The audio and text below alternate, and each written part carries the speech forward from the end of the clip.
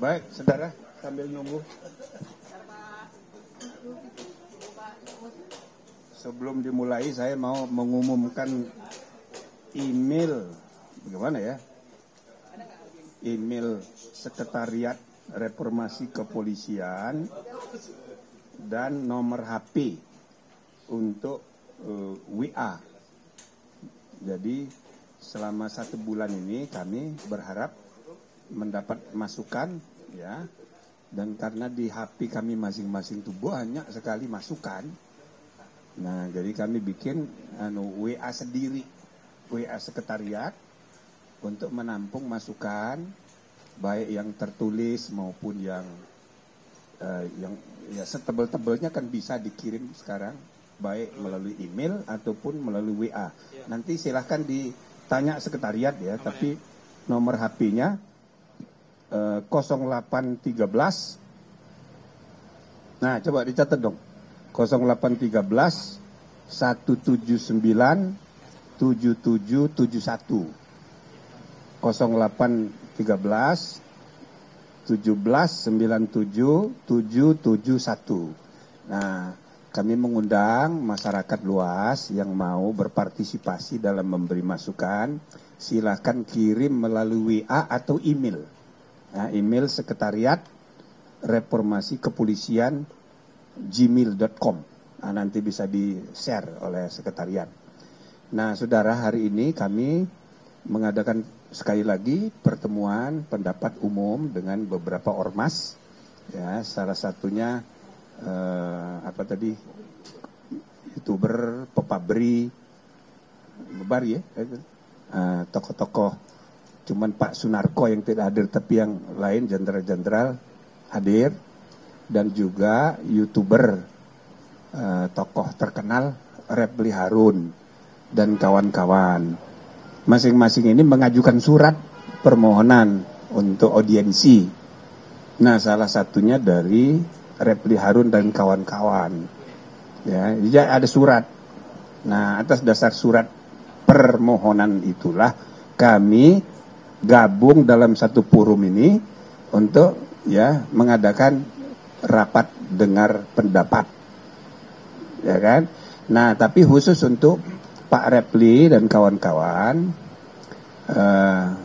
nama yang datang tadi ternyata tidak sama dengan daftar surat yang diajukan kepada kami, dan rupanya daftar namanya setelah dikonfirmasi kemarin itu ada nama-nama yang berstatus tersangka. Nah, maka tadi malam kami mengadakan pertemuan rapat kilat gitu, ya, Zoom. Bagaimana? Maka kesimpulannya sebaiknya kita tidak menerima yang statusnya tersangka. Begitu, supaya apa? Supaya kita fair. Ini adalah lembaga resmi, bertemu di PTIK, di belakang juga ada reskrim, duduk tadi ikut menjadi peserta. Lalu kemudian kita harus menghargai, menghormati proses hukum yang sudah jalan. Belum terbukti dia salah, tapi kita juga harus memegang etika. Selain hukum, kita juga soal baik buruk etika. Dan kami pun runding bersama. Maka kesimpulannya sebaiknya kita sesuaikan aja dengan surat. Gitu loh. Jadi ini bukan undangan dari kami, tapi ada surat permohonan, yang surat permohonan itu daftar namanya ada. Dan kita putuskan, kita terima, karena tidak ada tadinya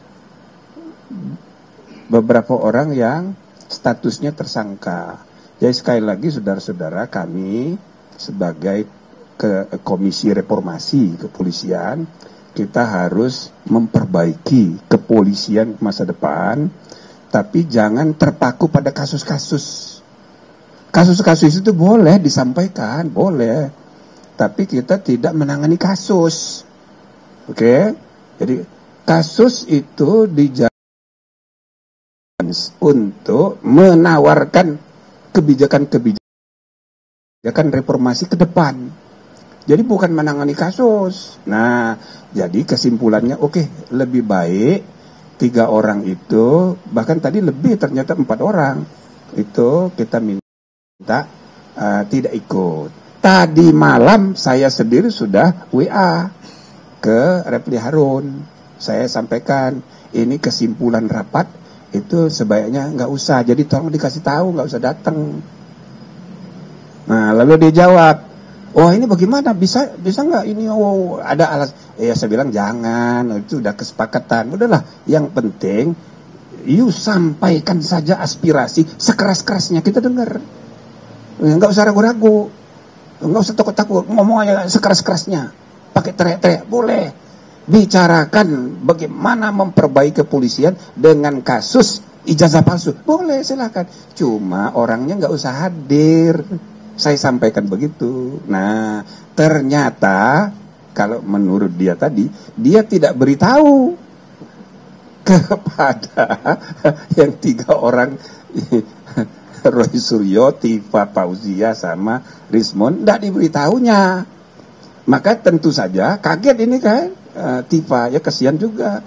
Saya merasa, waduh, gimana ini? Nah, akhirnya ya kita kasih kesimpulan begini, apa mau duduk di luar saja, atau ya udah pindah ke belakang tapi nggak boleh bicara. Mereka ini ya pejuang, iya kan, sebagai pejuang, oh dia nggak mau keluar WO gitu loh. Saya ya sebagai ketua komisi, saya menghargai sikap dari Refli Harun, itu aktivis sejati, memang mesti begitu, dia tegas.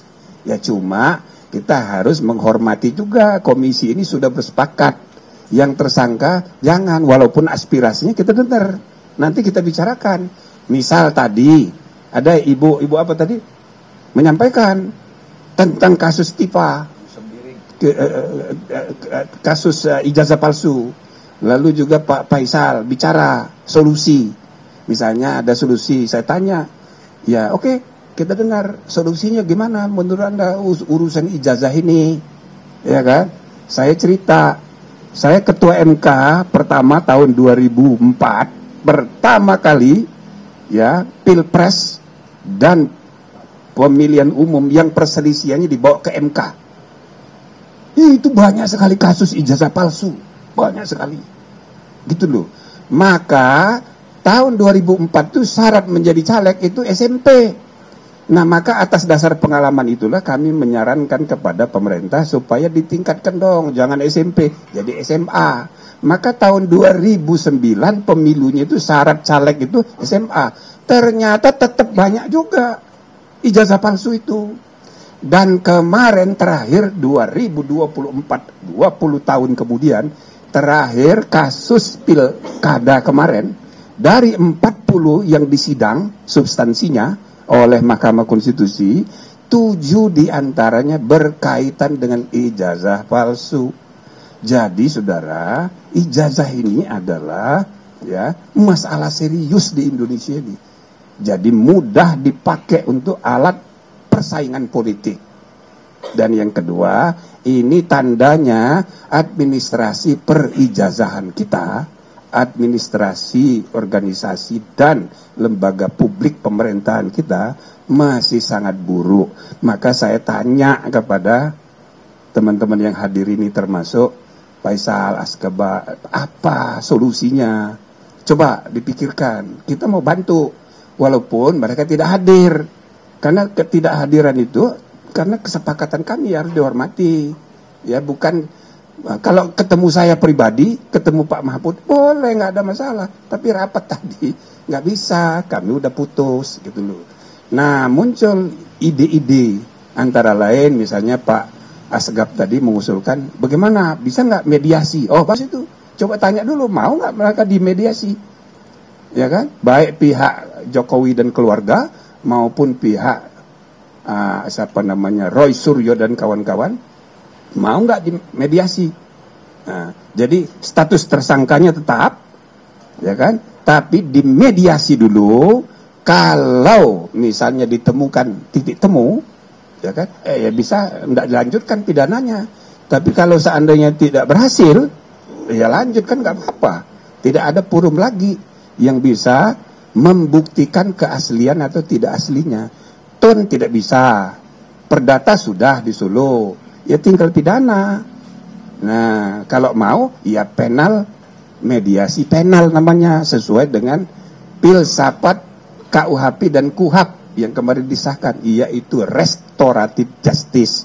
Tapi syaratnya, Rismond dan kawan-kawan harus bersedia dengan segala konsekuensinya. Kalau terbukti sah atau terbukti tidak sah, itu masing-masing harus ada risiko. Gitulah kira-kira. Tapi silahkan mereka bahas, ya intinya apa yang tadi kami sudah selesaikan hari ini, bagian dari ya mengundang aspirasi, mendengarkan aspirasi masyarakat luas untuk perbaikan. Ya, kita tidak terpaku pada kasus-kasus. Kalau ada kasus, ya kita tampung. Salah satu kasus tadi, anaknya ibu itu tadi itu dia kerja di Sekretariat ASEAN, dia bukan aktivis, tapi dia ikut demo. Lalu dia ikut di medsos. Waktu bulan Agustus, dia ditangkap sampai sekarang belum keluar. Nah, dia mengeluhkan itu. Nah, itu nanti akan kita bicarakan dengan Pak Kapolri. Jadi bisa kasus-kasus begitu, tapi ya kan itu urusan internal kepolisian. Nanti kita beri rekomendasi. Jadi intinya saudara, kami tidak menolak membicarakan kasus ya ijazah palsu. Cuma itu kita bicarakan untuk mencari solusi. Tetapi orang yang sudah tersangka harus dimaklumi, kita nggak bisa terima. Ya, ini soal etika. Oke, cukup.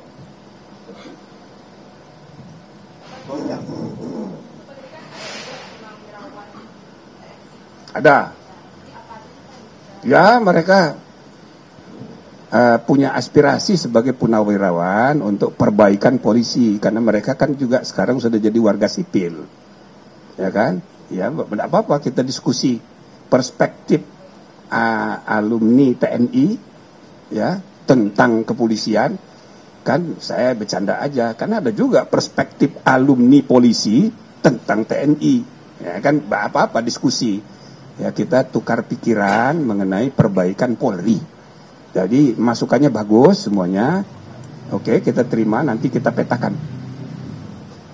Cuma Pak Sunarko yang tidak hadir tadi, tapi yang lain hadir semua. Angkatan Laut, Udara, hadir semua. Apa saja masalah yang dibahas oleh purnawirawan TNI? Mau tambah Pak Mahfud, Pak Oto? Banyak, nanti bisa kan bukan jadi tanya sendiri tadi. Kan sudah tadi kan? Oh masa? Nah, jadi mereka memberi masukan tentang reformasi, ya kan, baik struktur maupun kultur. Termasuk tadi misalnya soal dia ingin pokoknya jangan kayak TNI gitu loh. Polisi itu jangan kayak TNI. Itulah kira-kira, karena dia kan para purnawirawan TNI. Oke, gitu?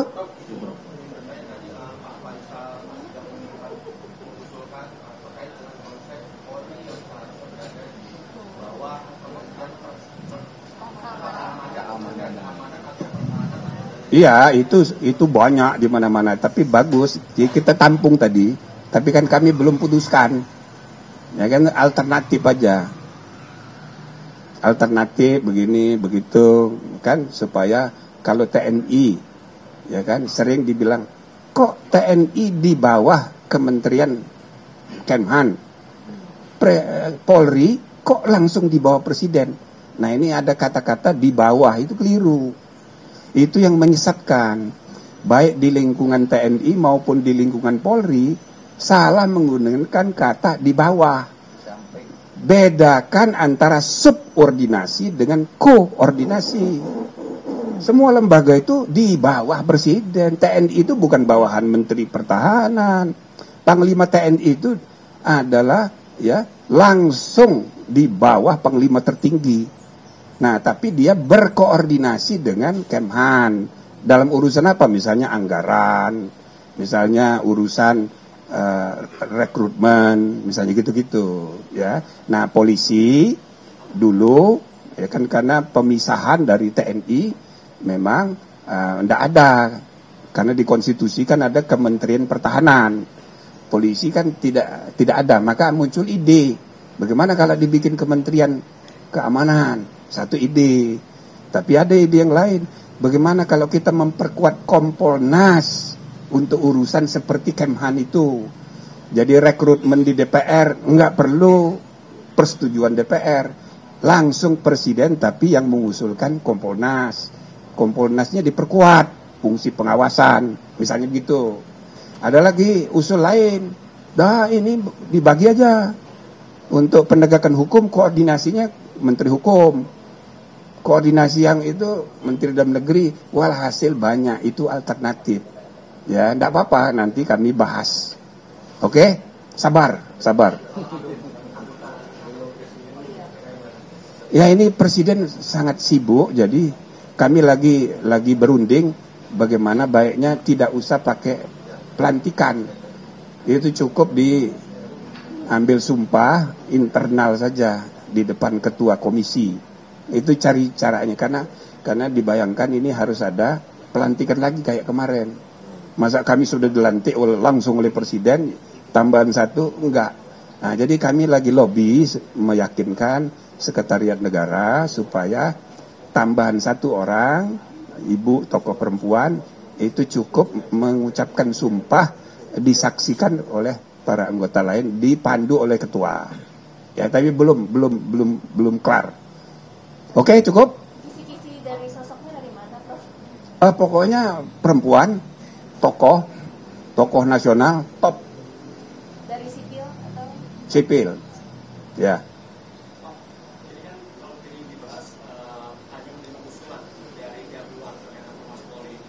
Tapi kalau dari Komisi Reformasi Polri sendiri, apakah sudah ada perhitungan tersendiri atau terkait usulan atau itu dari pihak Komisi Reformasi Polri terkait dengan Komisi Polri sendiri? Ya, nanti bulan kedua. Pokoknya bulan pertama ini kami buka telinga dulu, buka mata, kan? Nanti kami 10 orang ini punya pendapat sendiri-sendiri. Udah mulai kasak kusuk ini. Mulai kasak kusuk. Cuma belum bisa membuat keputusan sebagai institusi. Belum. Kita dengar aja dulu. Banyak yang tadi disampaikan yang kaget-kaget. Kayak kemarin ya. Dari Al-A'rab itu. Saya juga kaget-kaget. Lucu tapi bagus. Dia bilang TNI itu kalau pendidikannya itu harus mengandalkan fisik. Kalau polisi mengandalkan kognitif, artinya kepintaran. Jadi dia satu hari dia ceramah di polisi, pada ngantuk semua. Dia bilang, ya kan? Ya karena trainingnya fisik kayak TNI. Nah, itu harus diubah. Oh, kita ketawa semua. Benar juga itu. Jadi itu harus dibedakan pendidikan tentara dengan polisi. Polisi itu ya kan sipil, jadi dia menggunakan lebih kognitif daripada fisik. Itu antara lain. Nah, jadi yang begitu-begitu itu ya kan, terutama kami yang bukan polisi, ya kan, bagus juga ini gitu. Jadi kami ucapkan terima kasih atas masukan, termasuk saudara-saudara dari media boleh menyampaikan masukan. Cuma jangan tanya pendapat kami dulu, pendapat Anda dong, sebagai penyalur aspirasi dari masyarakat. Cukup ya? Oke, makasih. Assalamualaikum.